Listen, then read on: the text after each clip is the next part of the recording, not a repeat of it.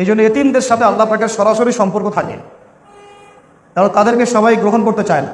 তারা সমাজে একাকিত্ব অনুভব করে, তারা বিভিন্ন দরজা থেকে ধাক্কা খায়, পরে আল্লাহ পাক তাদেরকে রহমতের কোলে উঠায় নেয়। আর যদি সে আল্লাহর অনুগত হয়, যদি সে আল্লাহ কি হয়, অনুগত হয়।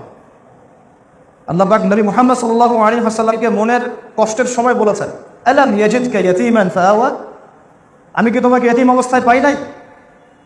আমি কি তোমাকে এতিম অবস্থায় পাইনি? তারপরে কি তোমাকে আমি প্রতিপালন করিনি? ওয়াজাদাকা দাল্লান ফাহাদা ওয়াজাদাকা আইলান ফাআগনা। শেষে আল্লাহ ইসলামের শেষে কি বলেছেন? ফাম্মাল ইয়াতীমা ফালা তাকহার, তুমি এতিম অবস্থায় ছিলে, আমি তোমার উপর এগুলো নিয়ামত দিয়েছি, অতএব তুমি এতিমদের প্রতি আর কঠোর হয়েও না। তুমি এতিমদের প্রতি কি হয় না, কঠোর হয়েও না। ওয়ামাসাইলা ফালা তানহার, কেউ যদি হাত পাতে চায় হাতটাকে খালি ফিরায় দিও না। আল্লাহ নবী কারো হাত খালি ফিরাই দিয়েছেন কখনো? কোনোদিনও না। যেদিন ঘরে একটু খাবার ছিল না, স্ত্রীদের সমস্ত ঘর খুঁজে খুঁজে একটা খেজুরের টুকরা পাওয়া গেল না, তখন তিনি বলেছিলেন যে আমার একজন মেহমান আছে, কে তার মেহমানদারি করবে না? আমাদের নবী সাল্লাল্লাহু আলাইহি ওয়াসাল্লামের 7 জন 8 জন 9 জন স্ত্রীর ঘর খুঁজে একটা খেজুর পাওয়া গেল না। এরকম স্ত্রী আপনাদের ঘরে আছে? এই যুগে সম্ভব? সারা দুনিয়া দিয়ে দিলেও বলবে কিছুই দাও নাই, ইল্লা মাশাআল্লাহ, ইল্লা মাশাআল্লাহ, ইল্লা মাশাআল্লাহ। আমাদের নবীজিদের ঘর দেখেন কি অবস্থা, এই যুগে সম্ভব? আমাদের মেয়েদেরকে বেশি বেশি ওয়াজ করতে হবে, মেয়েদের মধ্যে দাওয়াতি কাজ বাড়াতে হবে, মেয়েদেরকে দিয়ে মেয়েদের মধ্যে দাওয়াতি কাজ করাতে হবে। এদের আকীদা, এদের আমল, এদের স্বভাব, এদের আখলাক দিন দিন এত খারাপ হয়ে গেছে, প্রত্যেকটা ঘরের সাক্ষী, এক একটা ঘরের সাক্ষী। বেশি বলতে চাচ্ছেন, তবে আল্লাহ পাকের রহমতে অনেক দিনই বোন আছেন যারা দিনের পথে ফিরে আসছেন। ভিতর থেকে দিন প্রতিষ্ঠা করা নিজের মধ্যে, আর দিনের বাহ্যিক লেবাস পোশাক এক জিনিস না।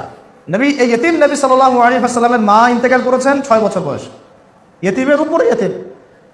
তারপরে দাদা আব্দুল মুত্তালিব তাকে লালন পালন করা শুরু করলেন, তাকে পাশে বসাতেন, বলতেন আমার এই বংশধর একদিন অনেক বড় নেতা হবে, আত্মবিশ্বাস দিতেন। তার নাম রেখেছেন মুহাম্মদ, মানে অত্যন্ত প্রশংসিত। তখন আরবের মধ্যে এই নাম কারোই ছিল না। এরপরে তার ইন্তেকাল হলো যখন নবী সাল্লাল্লাহু আলাইহি ওয়াসাল্লামের বয়স 8 বছর। এই 8 বছর বয়সের পর থেকে বলা যায় 50 বছর পর্যন্ত নবী সাল্লাল্লাহু আলাইহি ওয়াসাল্লাম চাচা আবু তালেবের তত্ত্বাবধানে ছিলেন। চাচা আবু তালেব জানতেন শিশু এতিম মুহাম্মদ সে যেন কোনো কষ্ট না পায়, এবং তিনি খুব লাজুক ছিলেন সাল্লাল্লাহু আলাইহি ওয়াসাল্লাম, চাইতেন না যেটা খাবার সামনে আসতো খেয়ে নিতেন। পারিবারিক বিষয়গুলো বুঝতে পারছেন? তখন তার চাচি, তার নাম ছিল ফাতিমা, আবু তালেবের স্ত্রীর নাম কি? ফাতিমা। ওই নামে তিনি তার মেয়ের নাম রেখেছেন ফাতিমা রাদিয়াল্লাহু আনহা। তার চাচি এবং চাচা আলাদা করে খাবার তুলে তুলে রাখতেন। ব্যাপারটা বুঝতে পারছেন? স্পেশাল কিছু খাবার রান্না করলে আলাদা করে তুলে রাখতেন, যাতে এতিম মুহাম্মদ সে কষ্ট না পায়। তাকে আলাদা করে খাওয়াতেন, আলাদা করে আদর করতেন, আলাদা মহব্বত করতেন। আমার নানি আমার সাথে এই কাজটা করতো ছোটবেলা, আমি বলতে চাই, আলাদা করে তুলে তুলে রাখ। তো শুধু তাই না, এটা তো একটা ছোট্ট উদাহরণ দিলাম। এরপর তিনি তাকে ব্যবসা শিখিয়েছেন, ব্যবসার সফরে নিয়ে গিয়েছেন, নিজে বিয়ে দিয়েছেন। তারপরে চাচার উত্তরাধিকার তিনি পেয়েছেন। তারপরে নবী হলেন যখন, মানুষ চতুর্দিক থেকে তাকে গালিমন্দ করছে, অত্যাচার করছে, কেউ গায়ে হাত তুলছে, নাড়ি ভুঁড়ি চাপিয়ে দিচ্ছে, কেউ অর্থনৈতিক বয়কট করছে, কেউ সামাজিকভাবে বয়কট করছে।